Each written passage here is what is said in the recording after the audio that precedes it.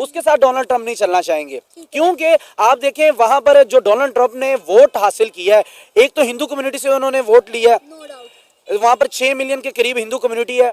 और ट्रम्प साहब ने एक ही 2 से 3 दिन के अंदर अंदर ये कर दिया है कि अब जहाज भर के जा रहे हैं, लोग चीखो पुकार कर रहे हैं। चाइनीज सिटीजन जो है, बिजनेसमैन जो है, इन्वेस्टर्स जो हैं, वो हाई कोर्ट में चले गए हैं, जो प्रोविंशियल हाई कोर्ट है, और वहां पे जाके उन्होंने कहा है कि सिंध पुलिस के लोग हमें हरास करते हैं। के करीब हिंदू कम्युनिटी है, उनसे उन्होंने वोट लिया और ये कहकर वोट लिया कि जो बांग्लादेश के ऊपर हिंदू कम्युनिटी के ऊपर जुल्म हो रहे हैं मैं उसको भी रोकूंगा और इंडिया के साथ भी मैं तिजारत को आगे बढ़ाऊंगा।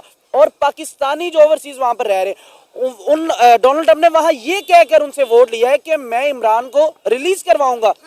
तो लेकिन अगर डोनाल्ड ट्रंप वहां पर जीत चुके हैं और ओवरसीज पाकिस्तानी अगर वहां पर ये सवाल करते कि आपने तो इमरान को रिलीज करवाने का कहा था, लेकिन अब आप किनको वहां पर आप न्योता भेज रहे हैं कि आए हमारे मुल्क के अंदर मेरी सेरेमनी के अंदर शामिल हो, हल्फ की सेरेमनी के अंदर। तो डोनाल्ड ट्रंप जो है वो एक बड़े दिमाग वाला बंदा है, उसको पता है कि मैंने किस चीज को कहां पर रीड करना है। एक वो बिजनेसमैन है, दूसरा वो सियासतदान भी है, लेकिन वो मरूसी सियासतदान नहीं है, वो एक अलग लेवल का सियासतदान है। अब यहाँ पर डॉक्टर जयशंकर की बात करते हैं हम। देखें रिस्पेक्ट कैसे होती है जब आपकी कौम आपके बैक पे खड़ी हो, पता चले कि एक कौम का लीडर है। मैं इस तरह की बात करने जा रहा हूं कि मुझे ऐसे लग रहा था कि जैसे डॉक्टर एजे शंकर वहां के वजीर खारजा नहीं अपने मुल्क के आए, जैसे कि पीएम अपने मुल्क के आ चुके हैं।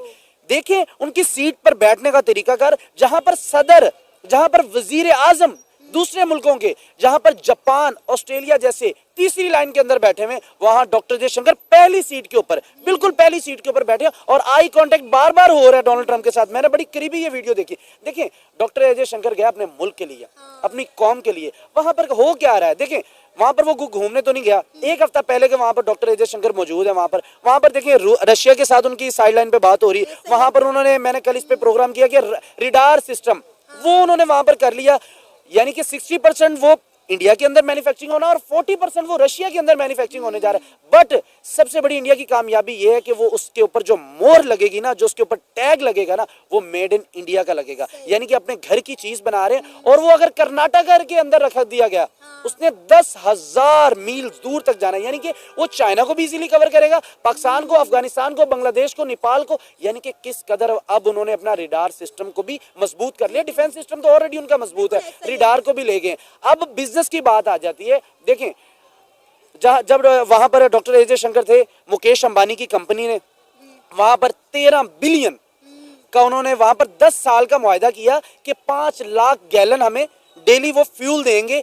और ये वहां पर रशिया ने सोच कर ये दिया है कि यहाँ पर अब अगर किसी का इन्फ्लुएंस है किसी और कंपनीज के साथ या किसी और मुमालिक के साथ, तो इंडिया से बढ़कर कोई भी नहीं कर सकता। देखिए खुद मुख्तार और खारजा पॉलिसी होती क्या है, ये कोई सीख नहीं हो तो भाई इंडिया से सीखें। जाहिर बात है कोई मुझ पे टैग लगाए प्रो इंडिया कर रहा है, कुछ भी कर रहा है, भाई खारजा पॉलिसी उनकी है, ये मानना पड़ेगी। जहां पर इंडिया गलत करता है हम कहते हैं, लेकिन यहाँ पर देखिए कितनी तगड़ी उनकी खारजा पॉलिसी।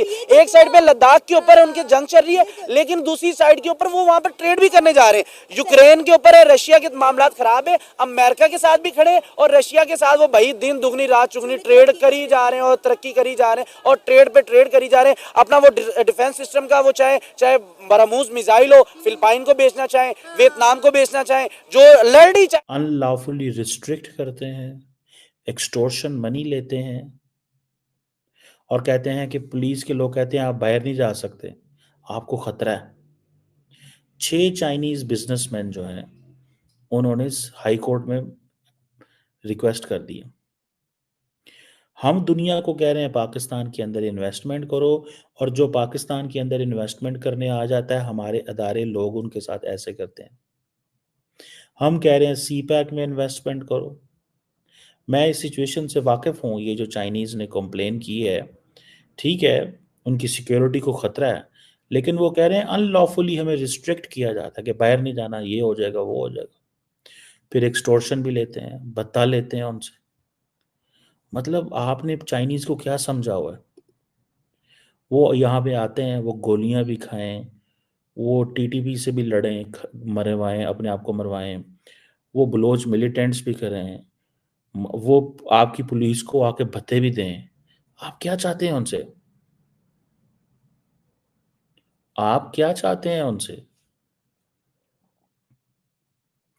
ये जो स्पेशल प्रोटेक्शन यूनिट है, इसका काम चाइनीज नेशनल्स की प्रोटेक्ट करना है, क्योंकि सेपरेटिस्ट के थ्रेट्स हैं। चाइनीज जो है, उनके इंटरेस्ट को हमने किस तरह हार्म किया है। हम चाहते हैं वो यहाँ पे आके इन्वेस्टमेंट करें, हमारे लोग उनसे पैसे मांगते हैं। वो अदालत में पहुंच गए, यार आप क्या कर रहे हैं। पहले ही पाकिस्तान की हालत किस तरह की है। अब सिंध गवर्नमेंट, सिंध के अंदर इट्स ऑल अबाउट करप्शन, ठीक है जी। सिंध की जब बात आती है तो लोगों के जहन में फौरन एक नाम आता है और वो आता है करप्शन का। सिंपल, ये पाकिस्तान की एक रवायत है। When it's Sindh it means corruption. और ब्राइब्स कितनी देनी पड़ती है पुलिस को? 20 से 50 हज़ार। 20-50 हज़ार यानी कि चाइनीज पुलिस को 20,000-50,000 रुपये लेके उनको उनसे घर से निकलने देते हैं। यानी कि एक बंदे को मैंने अपने घर पे सिक्योरिटी पे खड़ा किया हुआ है, वो मुझे कहे सर आपकी जान को खतरा है, आपने बाहर नहीं जाना। मैं कहता चलो 20,000 ले लो। कहता चलो ठीक है 20,000 ले दो, आप ठीक है मुझे बाहर जाने दो। आपने एक सिक्योरिटी गार्ड रखा है और वो सिक्योरिटी गार्ड आपसे ही पैसे मांग रहा है। ये दुनिया में आपको ऐसे कहीं नहीं होगा, ये सिर्फ पाकिस्तान में ही होता है, ठीक है। और हम बात क्या करें? इन्वेस्टमेंट्स, एफडीआई, ठीक है जी। अब पाकिस्तान के अंदर मैं जस्ट सोच रहा था foreign direct investment, foreign direct investment के लिए हम भाग रहे हैं। सऊदीज को नॉक करते हैं, अमारातीज, यूरोपियन यूनियन। अभी हमारे फाइनेंस मिनिस्टर डेवोस में थे, वो भी वहां पे वही बात कर रहे थे, आए पाकिस्तान के अंदर इन्वेस्टमेंट। एजेंसी वो पहुंच रही है, लोगों को पकड़ रही है और भरपूर इस वक्त हर टेलीविजन चैनल पर यही कुछ चल रहा है कि ये क्या हो रहा है। सर एक तो इसके ऊपर भी फरमाइएगा कि ये क्या है और आप इसे कैसे देखते हैं। साथ ही हमने ये भी देखा कि जो ट्रम्प है उन्होंने कहा कि अब मेक इन अमेरिका, तो ये तो मुझे लगता है कि ये जो मोदी साहब ने कैंपेन चलाई थी मेक इन इंडिया, क्या उसको देखकर वो कर रहे हैं। और साथ ही सर ये भी कि जो डॉक्टर जयशंकर यहाँ पर आए अमेरिका, और ये भी कहा जा रहा है कि मोदी साहब की मुलाकात होगी ट्रम्प साहब से। तो साई साहब over to you sir. Thank you so much. मैं देखिए शुरू कर रहा एक सबसे पहले तो मैं आलिया, जो आपने डिपोटेशन की बात की है, आपकी स्टेट जिसमें इस वक्त आप बैठी हैं California is one of the biggest. वहां से 3 जगहों पे मैं अभी जो देख रहा था, 3 शहरों से सबसे ज्यादा, 3 स्टेट्स में सबसे ज्यादा लोग डिपोर्ट किए जाएंगे। न्यूयॉर्क से, कैलिफोर्निया से और टेक्सास से। यहाँ पे सबसे ज्यादा इलीगल लोग मौजूद हैं। लेकिन देखें 3 फेजेस हैं इनकी डिपोर्टेशन की। सबसे पहले उन लोगों को डिपोर्ट किया जाएगा जो क्रिमिनल एक्टिविटीज में इन्वॉल्व हैं। तो मेरे ख्याल में इसमें बुरा नहीं समझना चाहिए, क्योंकि यहाँ पे वेनेजुएला से गैंग्स आ चुके हैं। सल्वाडोर के गैंग, जिस स्टेट में मैं यहाँ बैठा हूं उसमें, मैरीलैंड में और वर्जीनिया में MS-13 के गैंग्स हैं जो कि सख्त क्रिमिनल एक्टिविटीज में इन्वॉल्व हैं।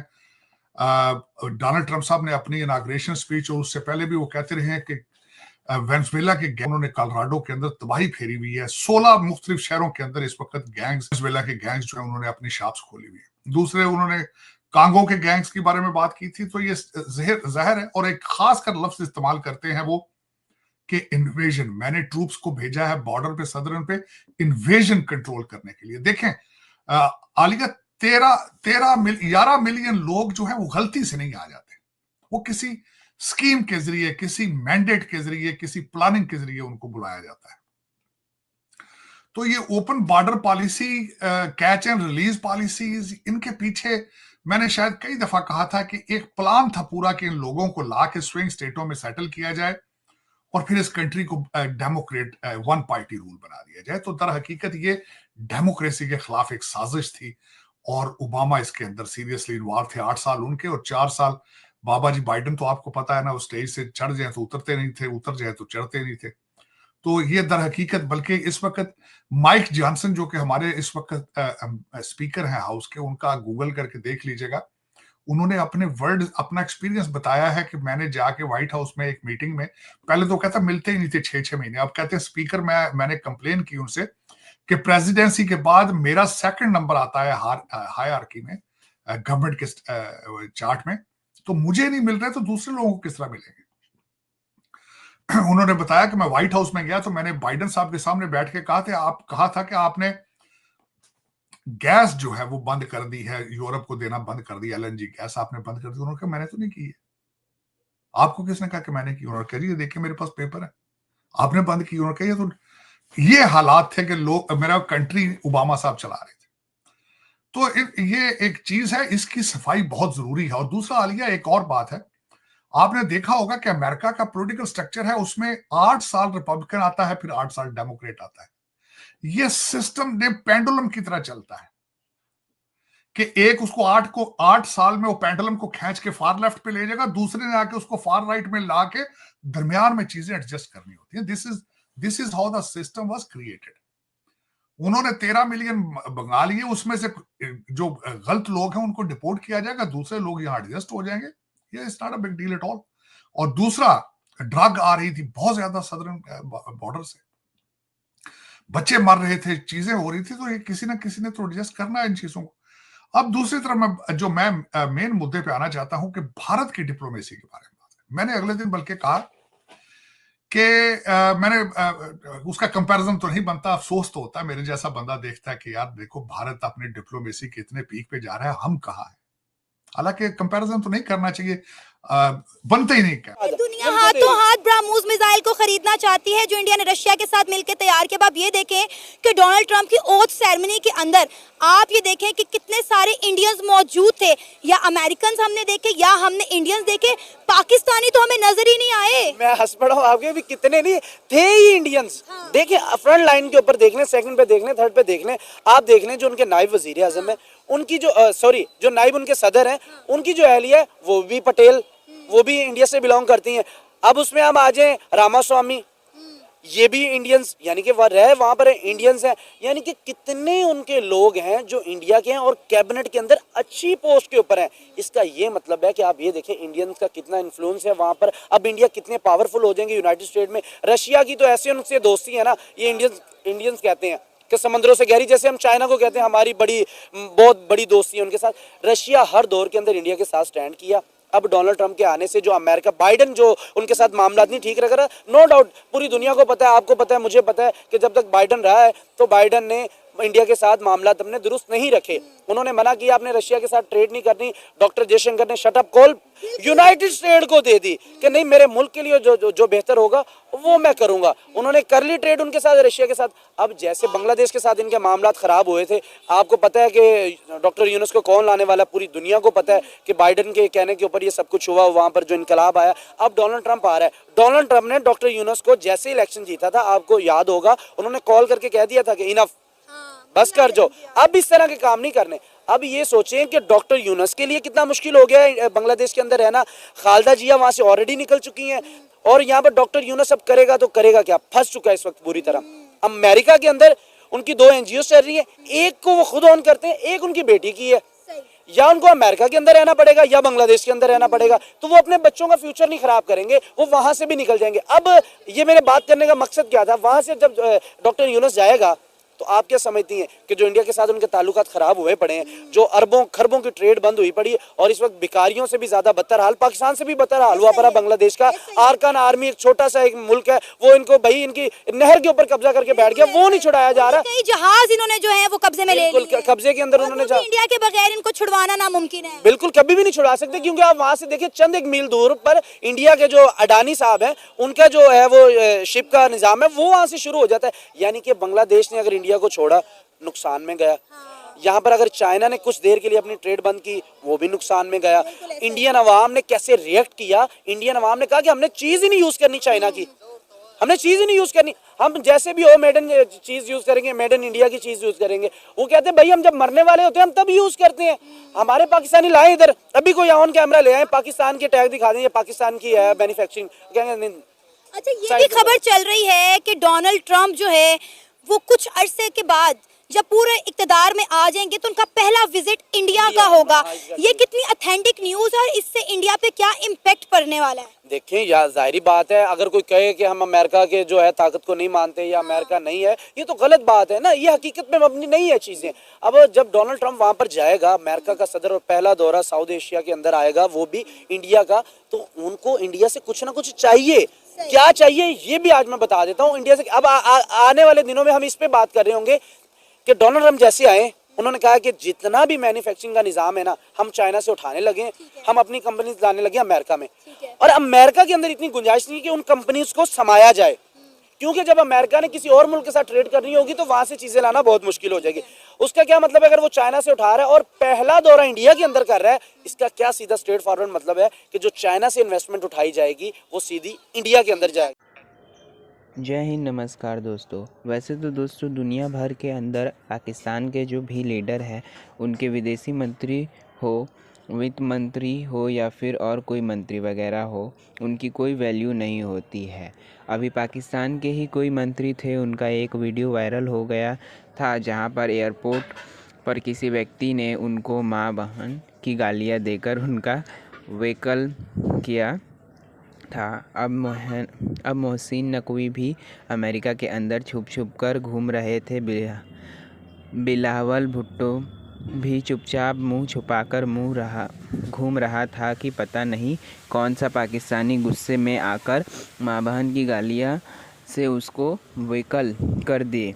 इसके पीछे वजह यही है कि पाकिस्तान के जो मंत्री वगैरह हैं उनकी वैल्यू अमेरिका के अंदर कुछ भी नहीं है, तो उनको ढंग की सिक्योरिटी मिलती है, खुद के ही 2-4 पटर लोग लेकर चल पड़ते हैं सड़कों पर, और फिर बाद में अमेरिका के अंदर जो पाकिस्तानी जो इस सरकार के खिलाफ हैं और इमरान खान के सपोर्टर्स हैं, वो इनको मुंह के ऊपर चोर बोलते हैं, साथ में गालियाँ भी देते हैं। इसीलिए वीडियो सोशल मीडिया के ऊपर डाल देते हैं, जिससे पाकिस्तान की नेताओं की दुनिया भर में बेइज्जती होती है। ब्रिटेन हो, अमेरिका हो, जहाँ भी ये जाते हैं इनके साथ ऐसा ही होता है, और अब ऐसा ही हुआ है मोहसिन नकवी के साथ, जो कि अमेरिका की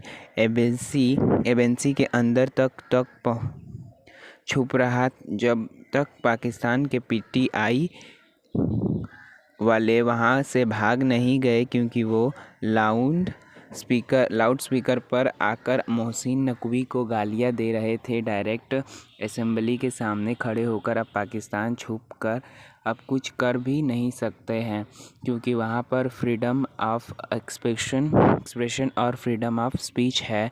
अमेरिका के अंदर तो गालियाँ भी देना, पर मोहसिन नकवी मुँह से तू भी नहीं कर सकते थे। इसी कारण मुंह छुपाकर पूरे अमेरिका में घूम रहे थे मोहसिन नकवी, इसीलिए चप्पल जूतों से स्वागत किया गया था उनका।